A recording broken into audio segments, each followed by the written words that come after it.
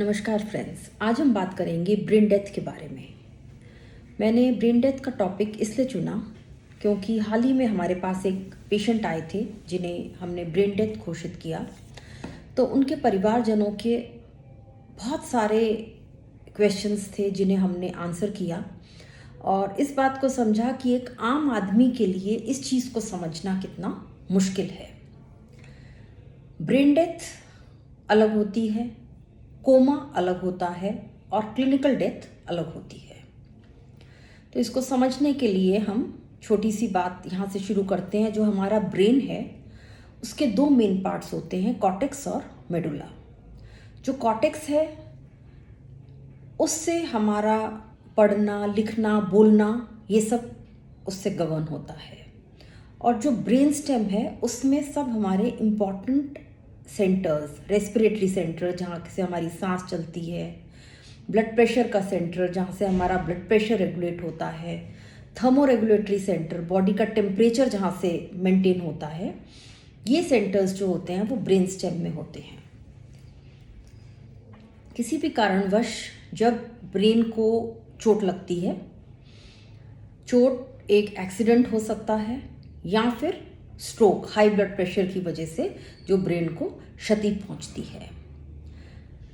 यदि वो कॉर्टेक्स में है तो ऐसा मरीज बोल नहीं पाएगा, वो बेहोश होगा, वो कोमा की स्थिति है। यदि इंजरी ब्रेन स्टेम पर है तो ऐसे में उसकी सांस रुक जाएगी। सांस रुकने से ऑक्सीजन की कमी होगी शरीर में और हार्ट रुक जाएगा। जब हार्ट रुक जाएगा तो वो क्लिनिकल डेथ हो जाएगी। ब्रेन डेथ में ब्रेन काम करना बंद कर देता है पर मरीज का जो हार्ट है वो चलता रहता है। तो ऐसा क्यों होता है?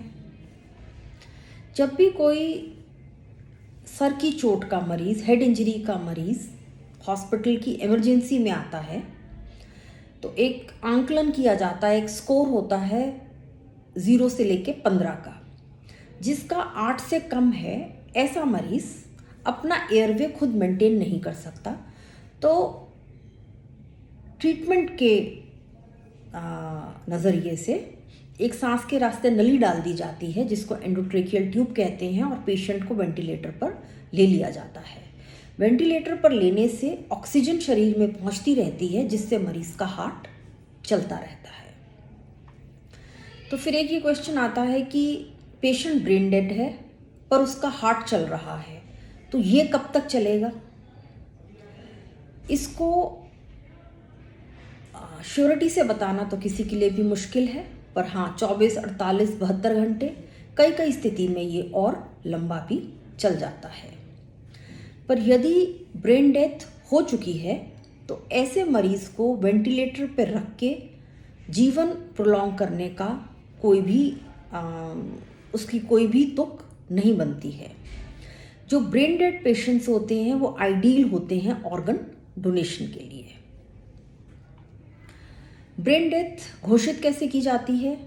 जो उसके क्लिनिकल साइंस हैं, 4 डॉक्टर्स की टीम उनको एग्जामिन करके घोषित करती है कि ये पेशेंट ब्रेन डेथ है और इसको 6 घंटे बाद फिर रिव्यू किया जाता है। तो 6 घंटे के अंतराल पर जब 4 डॉक्टर्स की टीम कह देती है कि इसमें इस मरीज का ब्रेन काम नहीं कर रहा है तो उसको ब्रेन डेथ कहा जाता है। तो मैं उम्मीद करती हूँ इस वीडियो के माध्यम से आपको कोमा, ब्रेन डेथ और क्लिनिकल डेथ में जो अंतर है वो समझ आया होगा। धन्यवाद।